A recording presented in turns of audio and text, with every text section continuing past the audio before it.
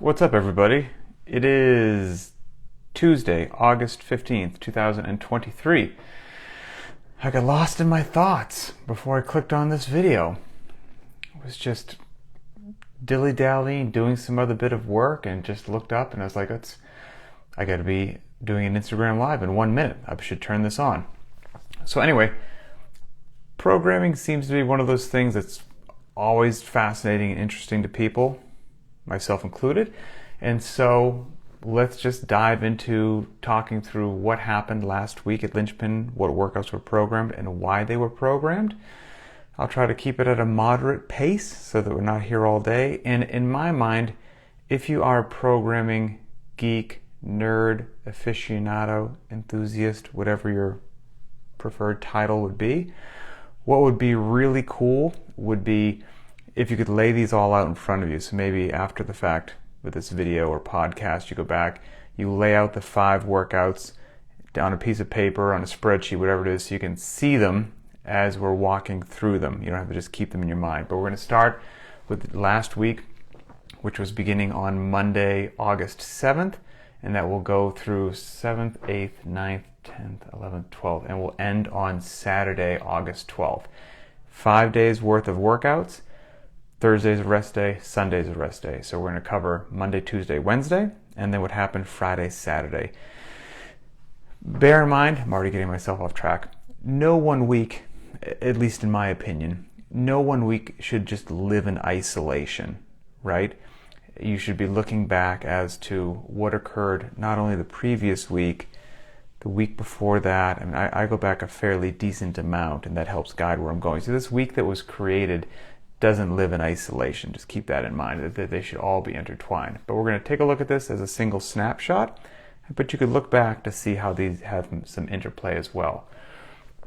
Other things I would say, if you're a fan of programming, is it could be the trap of the novice programmer. I mean, of course, well, there's so many traps. Trap is you need to create something which people will like. Ha ha ha, don't do that. You need to create a workout that looks sexy or looks complicated. Trap, don't do that. And the other potential trap of many would be thinking that you need to do every possible movement, every possible everything by the end of the week.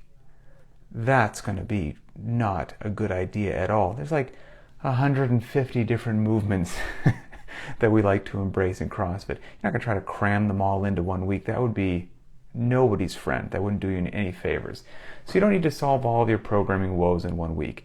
As a general concept, and this won't always hold true, but as a general guideline, over the course of a week's training, it'd be really nice if we did some of the broad brush fundamental concepts twice.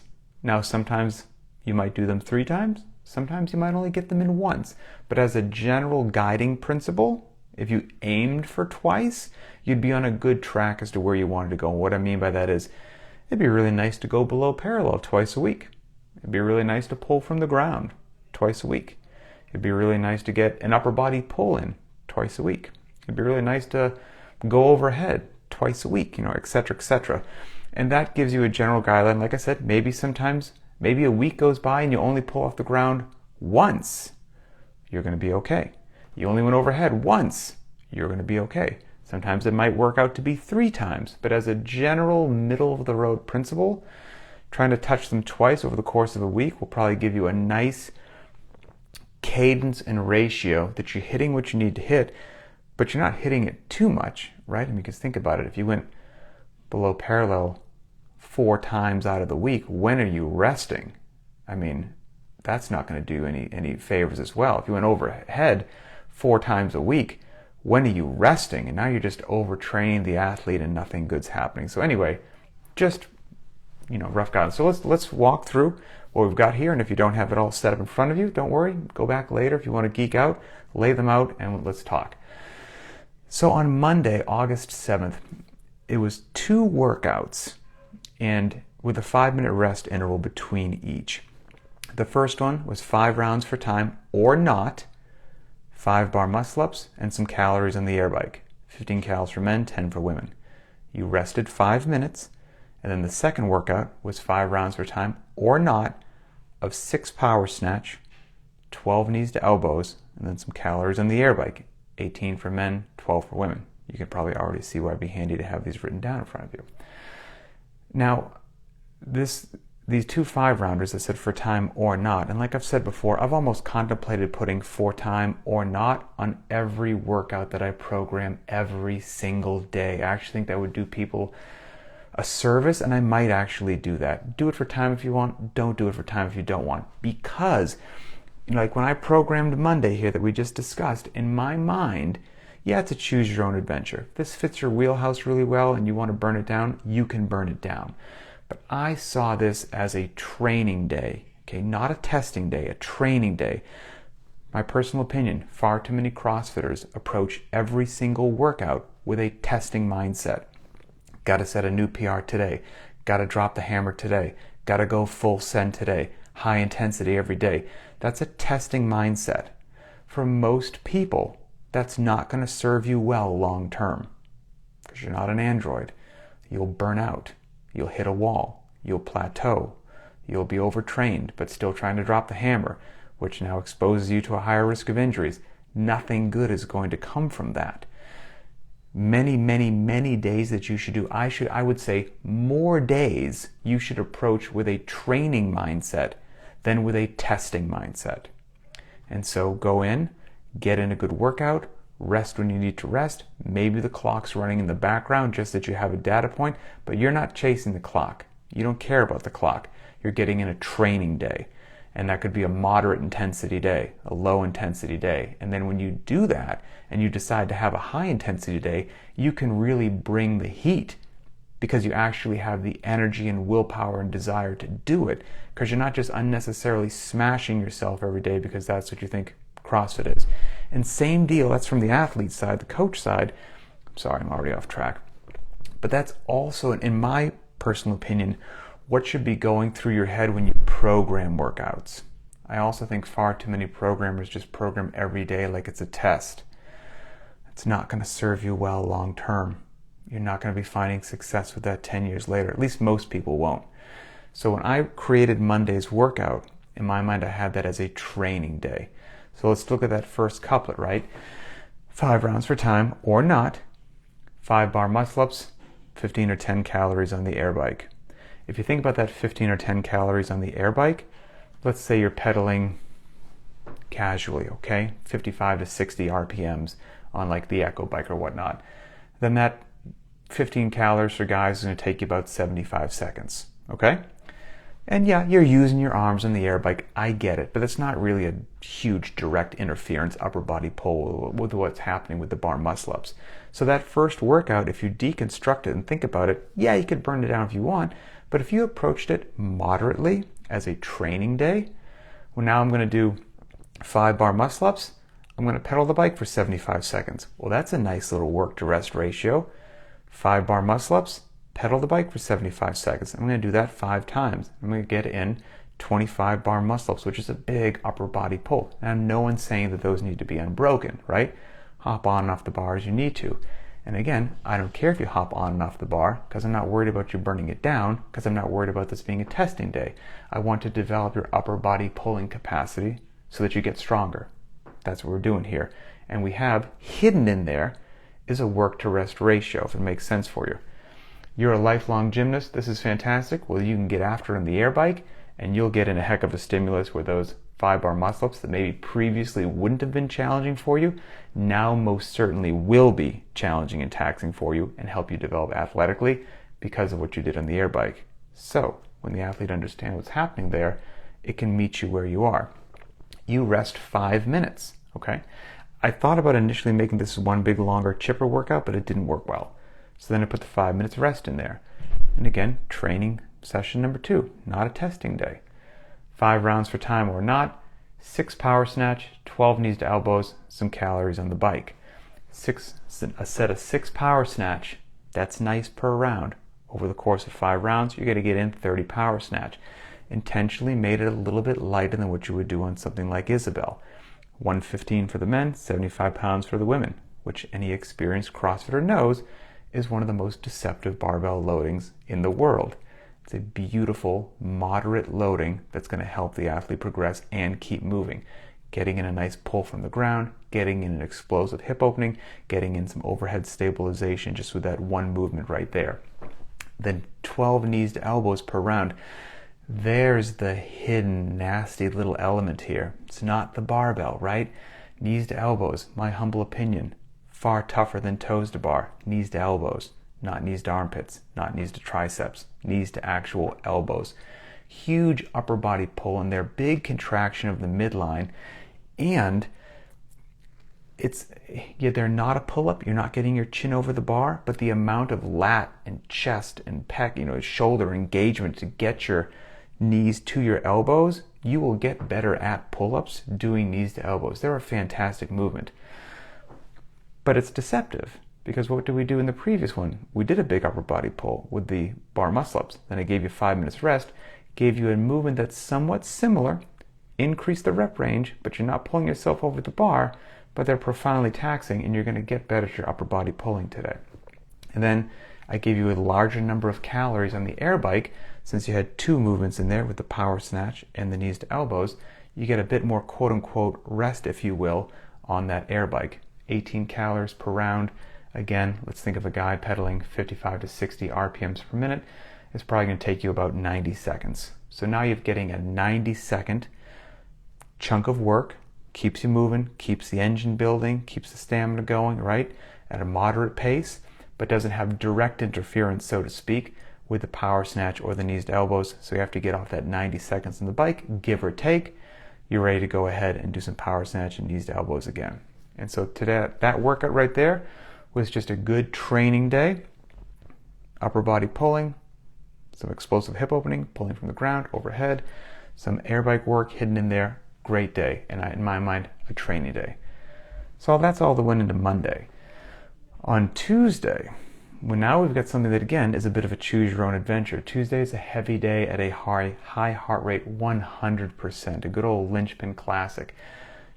As prescribed, was 225 pounds on the barbell, 155 for the women, and you had a 15-minute window, okay? And in that 15-minute window, you do as many rounds as you can, but it was ascending.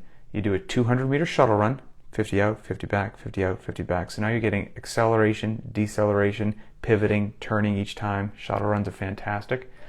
10 box jumps, 24 inches, 20 inches, and then 2 back squats. So shuttle run, 10 box jumps, 2 back squats. Then shuttle run stays the same, box jump stays the same, but now instead of 2 back squats, you've got 4. Then it's shuttle run, box jumps, 6 back squats. Shuttle run, box jumps, 8 back squats. And you see how far can you go in that 15-minute window. This has direct interference with the barbell. Nothing about the run, even though let's say that shuttle run is going to take a lot of people a minute, and who's kidding who? As you start to get more fatigued, it's going to take a lot of people more than a minute. So you're going to have a minute built or more built in there where you're not jumping, you're not under load. Yes, you're hyperventilating, I get it, but you get a little bit of a quote-unquote recovery, if you will. Then you get to the box jumps, 10 box jumps, a reasonable number, but it gets obnoxious after a while, but it has direct interference with what comes after that. You're sliding your body under a heavy barbell. And it's all cool in the beginning because it's just 2 back squats. And the next round's not that bad because it's 4. But then when you get to the 6, you're like, wow, that was a really tough 6. And then you get to the 8 and you're like, I think I might have to break this up. And then the 10 is looming there. And so by the end of it, you're not going to get far in this workout without having both legs, lungs, strength and conditioning, the whole 9 yards. And it gives you a great opportunity to lift while fatigued. And the workout gets harder as you go on. And it was a really excellent workout. And it could be used, again, as a training day done at a moderate pace. Or this could be a day that you tried to push yourself as a testing day and see where you land on this for when it comes back out in the future. Getting to the round of 10 squats was very challenging. If you completed the round of 10 squats, hold your head up high. That was a heck of an accomplishment. If you got something in the round of 12 or beyond, that was rare, so good job. But if you got to the 10 squats and completed it, just think about that. So what's hidden in there is you made it through the 2, 4, 6, 8, 10, 5 rounds. You got in 5 200-meter runs, you get in 50 box jumps, and 30 back squats at that heavy loading. And not just 30 back squats at that heavy loading, 30 back squats after box jumps and after the runs. That was a fun but challenging way to sneak in heavy weight and get people strong that doesn't look like a classic heavy day, because variance is your friend. And if you think about what we did on Monday, we didn't go below parallel on Monday. We went below parallel on Tuesday, so that was very intentional. Monday was not heavy loading. The heaviest thing we had on Monday was a 115 or a 75-pound barbell for a power snatch, pulled from the ground, went overhead.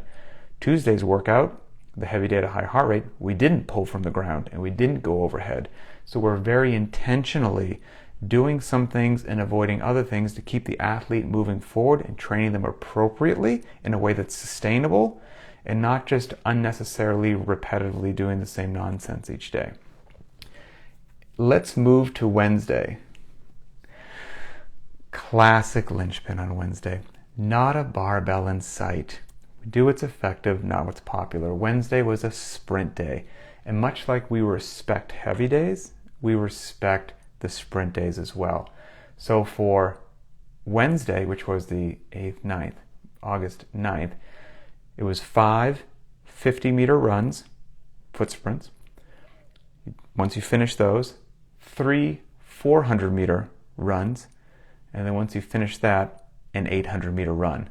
How absolutely fun and glorious does that sound? So now, looking back to the previous days, we're not pulling from the ground on the sprint day. We're not going overhead.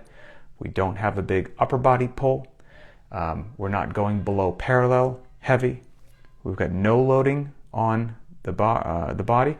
We're not doing shuttle sprints. We were turning out and going back, and those shuttle sprints were obviously not maximal effort in that heavy day at a high heart rate. They were shuttle jogs. Who's kidding who? Let's not call them shuttle sprints. Now, we're going to give our full and undivided attention after a great warm-up to sprinting. And those 5 50-meter efforts are a beautiful thing because it's so easy to neglect that super short time domain. 50s, very short distance, very short duration, very high intensity. I think, humble opinion, more people should do some 50s, more people should do some 100-meter sprints, things like that. They're absolutely great, and again, they're easy to neglect. And then we had hitch at the 400 distance 3 times, hitch at the 800 distance once, and of course, resting as needed between those efforts.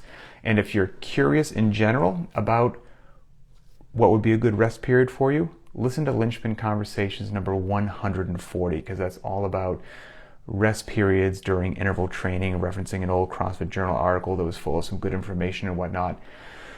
And that will help kind of open your mind as to how it may make sense for everyone to sprint on this particular day, but how you may need to sprint depends upon where you are in your fitness journey. And that episode 140 will help you figure that out. Because an oversimplification might be, if top-end speed is really what you need to work on, you've got pretty good stamina, pretty good endurance, but generally speaking, you're just a little bit on the slower side, you need more speed. Well, then on this sprint day on Wednesday, with your knowledge of that and listening to conversation number 140, you would know that you're going to take bigger rest periods and really maximize that so that you get a lot of recovery and you can really bring the heat for a lot of speed on each one of those intervals. If you are pretty fast and explosive as far as an athlete goes, but you struggle with your stamina, you struggle with your endurance, you struggle with your conditioning, and you tend to slow down as things go on, well then you would modify your rest periods, and on this very same workout, which would serve both these athletes differently, you would take intentionally shorter rest periods. You wouldn't try to go maximally hard on each one of these efforts. You'd hold back a little bit, and you would take shorter rest periods, forcing yourself to run with not quite enough recovery. And that would help a lot more with your stamina and your conditioning to not have that speed degrade over the course of a run or whatnot. So that same workout can serve multiple different athletes if they have a good fundamental understanding, which is, again, why we do these videos, why we've done almost 400 Linchpin Conversations, which is to hopefully help elevate your strength and conditioning knowledge so that you look at the workout of the day, you understand what its purpose is, and then you understand how you can best apply it to what you need personally to excel as an athlete. So that was Wednesday. Thursday, full rest day. Fantastic. Favorite day of the week. Now we come to Friday, which is the 7th, 8th, 9th, 10th, 11th, August 11th. Power clean and jerk, 7 sets of 1. Just classic heavy day. So on Tuesday, we had the heavy day at a high heart rate, right? Where we had other elements in there, the shuttle runs, the box jumps, a certain time window, ascending reps, the whole 9 yards. Now, there's nothing else on the plate. Respecting the heavy days. We're not going to try to do some other silly stuff. We're going to give it all the time and respect that it needs to do a full, nice warm-up, to build up your warm-up sets towards whatever will be your first of your 7 working sets of heavy singles of the power clean and jerk. Taking a good 2 to 4 minutes rest between each, because hey, you're not trying to do anything else, and you're going to get really strong. That's why people get so darn strong doing Linchpin, even though we're not a strength biased program and we don't lift heavy every day, because we give lifting the respect that it deserves, and we also sneak in stuff like that heavy day at a high heart rate as well, and it works profoundly well. But let's think about this heavy lift, okay? So now we're pulling from the ground for our second time over the course of the week. We pulled from the ground on Monday with the power snatch, but that was 5 sets of 6 at 115 or 75 pounds. A moderate to a lighter loading right there for 5 sets of 6 in a mixed modality workout. Now, yeah, we're pulling from the ground, but we've got 7 sets of 1, as heavy as you can possibly go. Very different rep range, very different stimulus than what was occurring earlier in the week, and now with nothing else on the docket. And this intentionally was I could have just programmed 7x1 clean and jerk, but we've done that before. What made sense today was the power clean and jerk, because I didn't want to go below parallel again after that heavy day at a high heart rate that occurred on Tuesday. I wanted to give the athlete's legs a little bit more rest before we went below parallel again. And so while Tuesday, heavy day at high heart rate, below parallel with those back squats, now a classic heavy day, very intentionally not going below parallel. And that's why the full clean and jerk was not prescribed and the power clean and jerk was prescribed. Great day, fantastic. And now we've pulled from the ground for the second time and we've gone overhead for the second time this week. That was Friday. And now we finish out the week with Saturday, which is the 12th, right? I keep forgetting the dates. 7th, 8th, 9th, 10th, yes, 12th. So August 12th was Saturday. We had a named workout, Barbara. If you're unfamiliar with what Barbara is, let me introduce you to her. It's an interval workout. It's 5 rounds, or you could say intervals, 5 rounds, each for time, 20 pull-ups, 30 push-ups, 40 sit-ups, and 50 air squats. And you rest precisely 3 minutes between rounds. So you do the pull-ups, push-ups, sit-ups, squats, rest 3 minutes, do it a second time, rest 3 minutes, do it a third time. You do that for 5 times. So there's a fair amount of volume hidden, or not even really hidden, it's smacked you in the face in Barbara. By the end of the workout, if you did it prescribed, you're going to get in 5 sets of 20 on the pull-ups, 5 sets of 30 on the push-ups, 5 sets of 40 on the sit-ups, and 5 sets of 50 on the air squats. This day was chosen, not a barbell in sight, okay? What a great compliment to what happened yesterday, which was as heavy as you possibly can with the barbell. Now, boom, not a barbell in sight. Wednesday we had no barbell, but that wasn't with gymnastics movements. That was with sprinting. Now we're giving the gymnastics movements the respect that they deserve as well.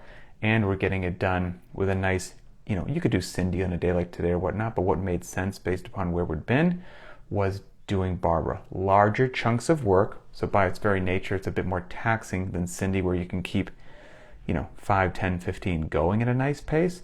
Barbara's chunks of 20 on the pull-ups, 30 on the push-ups, 40 on the sit-ups. So you're going to slow down a little bit on that, but that's okay, because we want to expose you to all these different elements to just make you as well-rounded, bulletproof, and competent as possible, so that sometimes life throws little chunks of work at you that are sustainable.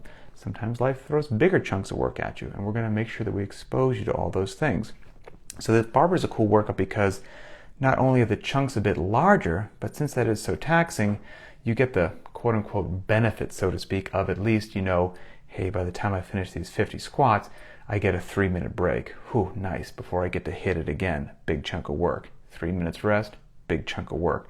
So barbers are a really great mixture of a couple different ways that you could program and break down this workout. And now if you think about it, so for Barbara, we're getting in our second nice gymnastics upper body pull of the week. Like I said, it doesn't always work out that way, but if you can try to get in a couple times a week, that's a nice sustainable training pace to make gains, challenge the athlete, and not overtax them so they can actually recover and perform well and get stronger, fitter, and faster. So we have pull-ups, 5 sets of 20. On Monday we had the upper body pull. We did the bar muscle-ups. On Barbara, we're getting a push in Barbara as well with the push-ups. Now yes, it's not overhead, for sure, I understand that.